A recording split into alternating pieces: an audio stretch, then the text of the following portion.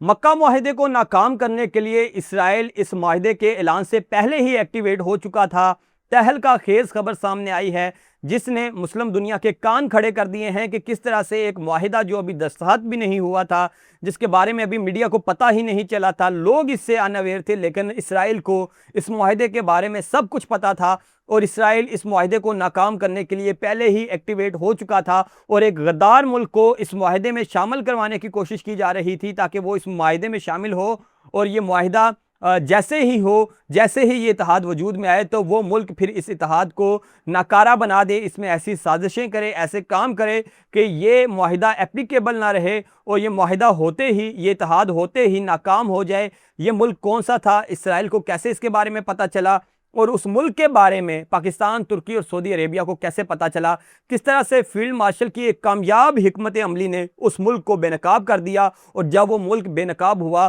तो इन तीनों ममालिक के कान खड़े हो गए और फिर उस मुल्क को इस मुआहिदे में शामिल नहीं किया गया। तहलका खेज रिपोर्ट आई है जिसे सुनकर आप भी चूक जाएंगे, इस पर तफसील से बात करेंगे, लेकिन उससे पहले अगर आपने अभी तक यूट्यूब चैनल को सब्सक्राइब नहीं किया तो सब्सक्राइब कर लें। कमेंट बॉक्स में आपने अपनी राय से आगाह करना है, वीडियो को लाइक करना है, फेसबुक, इंस्टा, टिकटॉक और ट्विटर पर देखें तो आपने फॉलो करना है। पाकिस्तान, सऊदी अरेबिया और तुर्किया की डिफेंस डील होती है, एक मुल्क पर हमला, तीनों ममालिक पर हमला तस्वर होगा, नेटो का आर्टिकल 5 एज इट इज उठा के इस मुआहिदे का हिस्सा बना दिया जाता है और इस मुआहिदे में एक और मुल्क भी था जिसने ऐलान करना था तुर्किया के साथ कि वो भी इस मुआहिदे का हिस्सा है, लेकिन आखिरी वक्त पर उस मुल्क को इस मुआहिदे से निकाल दिया गया, टाटा बाय बाय कर दिया गया, क्योंकि फील्ड मार्शल ने उस मुल्क का लिटमस टेस्ट किया था, जिससे लिटमस टेस्ट में वो मुल्क फेल हो गया। वो लिटमस टेस्ट क्या था आगे चलकर उस पर बात करते हैं, लेकिन मैं आपको बता दूं कि वो मुल्क कोई और नहीं, मिस्र था, जो बिल्कुल इसराइल के किनारे पे रहता है, इसराइल के बॉर्डर पे मौजूद मिस्र,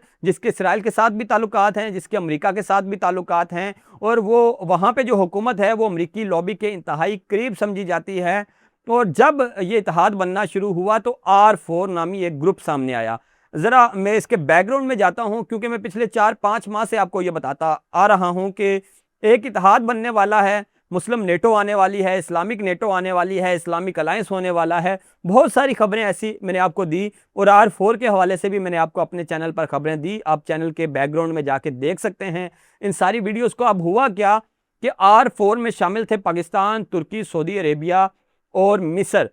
इन चारों ममालिक के वज़ीर ख़ारजा की पाकिस्तान, तुर्की, सऊदी अरेबिया और मिस्र में बारी बारी मीटिंग्स हुई और उन मीटिंग्स में एक ऐसे मुआहिदे पर गौर फिक्र किया गया जो मुस्लिम अलायंस, जो मौजूदा मुआहिदा आप देख सकते हैं पाकिस्तान, सऊदी अरेबिया और तुर्किया का, और इस मुआहिदे में चारों ममालिक ने शामिल होना था और एक साथ ऐलान करना था इस मुआहिदे का, लेकिन आखिरी वक्त पर मिस्र को इस मुआहिदे से निकाल दिया गया। मिस्र का मामला यह है कि R4 ममालिक की तमाम मीटिंग्स में आखिरी वक्त तक मिस्र शामिल रहा, लेकिन आखिरी मीटिंग में मिस्र को टाटा बाय बाय कह दिया गया। हुआ क्या वो आपको तफसील से बताता हूँ। सबसे पहले तो ये जान लें कि मिस्र वो वाहिद मुल्क है जिसने इसराइल को अरबों में सबसे पहले तस्लीम किया, जिसके इसराइल के साथ ताल्लुकात हैं, बॉर्डर शेयर करता है, जिसके पास अमरीकी टेक्नोलॉजी मौजूद है, अमरीकी हथियार मौजूद हैं, अमरीका के साथ अच्छे ताल्लुकात हैं। अब भी जो हुकूमत मिस्र में बैठी है वो अमरीकी हमायत से बैठी है और मिस्र का जो मामला है वो ये भी है कि उसके मुत्तहिदा अरब अमारात के साथ बड़े अच्छे ताल्लुकात हैं।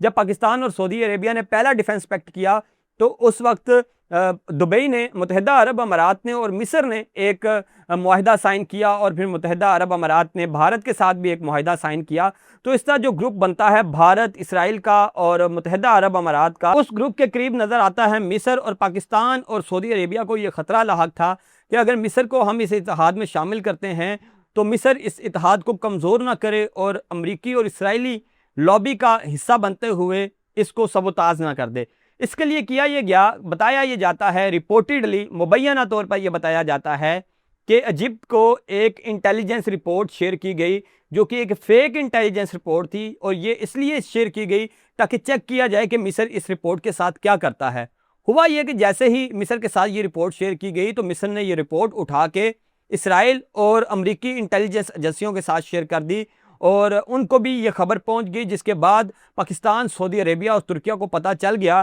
कि अगर हम मिस्र के साथ कोई चीज़ शेयर करेंगे, इसको किसी चीज़ की तफसीलात देंगे तो डेफिनेटली ये तमाम तर तफसीलात अमरीका और इसराइल तक लाजमी पहुँचेंगी, जिससे एतमाद का एक फुकदान पैदा हुआ। अदम एतमाद हुआ और उसके बाद ये फैसला किया गया कि मिस्र को इस इत्तेहाद का हिस्सा नहीं बनाया जाएगा, क्योंकि मिस्र जिस लॉबी के ज़्यादा करीब है वो लॉबी इसराइली, मुत्तहिदा अरब अमारात की, भारत की और अमेरिका की लॉबी है, और ये इत्तेहाद को कमज़ोर कर सकता है। अगर मिस्र को इस इत्तेहाद में शामिल किया जाता तो कल को मिस्र इस इत्तेहाद से निकल सकता था, इस इत्तेहाद में मसाइल पैदा कर सकता था, अपनी शराइत और मुख्तलिफ़ किस्म के हीले बहानों की मदद से इस इत्तेहाद के जो अमली पॉइंट्स हैं उन पर अमल करवाने से रुकवा सकता था। इसलिए बर वक्त ये फैसला किया गया। मुत्तहिदा अरब अमारात के साथ ताल्लुकात की वजह से सऊदी अरेबिया को भी मिस्र कबूल नहीं था, तो ये फैसला किया गया कि मिस्र को फिल वक्त इस इत्तेहाद का हिस्सा नहीं बनाया जाएगा। तुर्किया ने भरपूर कोशिश की कि मिस्र किसी न किसी तरीके से इस इत्तेहाद का हिस्सा बन जाए, लेकिन सऊदी अरेबिया और पाकिस्तान ने यह फैसला किया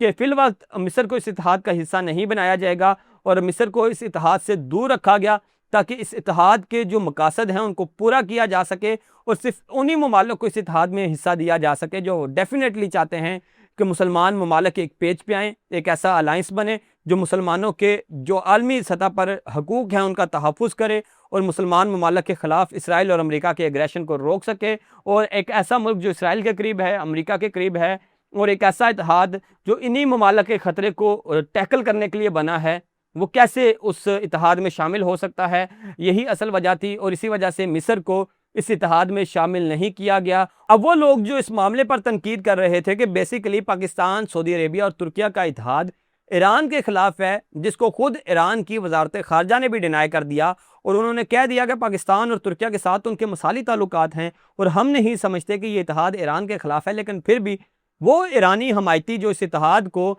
एक सुन्नी अलायंस कह रहे हैं, इंटरनेशनल मीडिया के प्रोपोगेंडा को बाय करते हुए वही लाइनें बोल रहे हैं जो इंटरनेशनल मीडिया, अमेरिका और इसराइल की लॉबी के अंडर चलने वाला मीडिया इस इत्तेहाद के बारे में कह रहा है, वही बातें ईरानी जो हमायती हैं वो भी कह रहे हैं। तो ऐसे में मिस्र को इस इत्तेहाद में शामिल ना करना सिर्फ इस वजह से कि वो इसराइल और अमेरिका के करीब तरीन समझा जाता है, तो ये भी वाज़िया करता है और ईरान के लिए इसमें भी एक इशारा है कि अगर मिस्र को सिर्फ इस वजह से इत्तेहाद में शामिल नहीं किया गया कि वो अमेरिका और इसराइल के ज़्यादा करीब है, तो फिर ये कैसे मुमकिन है कि ये इत्तेहाद जो है अमेरिका और इसराइल की मर्ज़ी से बना है, और फिर ये कैसे मुमकिन है कि ये इत्तेहाद ईरान के ख़िलाफ़ बना है। इससे वाज़िया पता चलता है कि इस इत्तेहाद के असल मकासद कुछ और हैं, जो मकासद इंटरनेशनल मीडिया ईरान को बता रहा है और ईरानी हमायती जिस प्रोपोगेंडा को बाय कर रहे हैं वो असल मकासद नहीं है। ये थी अब तक की तफसीलात। वीडियो अच्छी लगी तो कमेंट बॉक्स में अपनी राय से आगाह करें। यूट्यूब पर देख रहे हैं तो सब्सक्राइब करें, फेसबुक, इंस्टा, टिकटॉक और ट्विटर पर देख रहे हैं तो फॉलो कीजिए। कमेंट बॉक्स में आपने अपनी राय से ज़रूर आगाह करना है।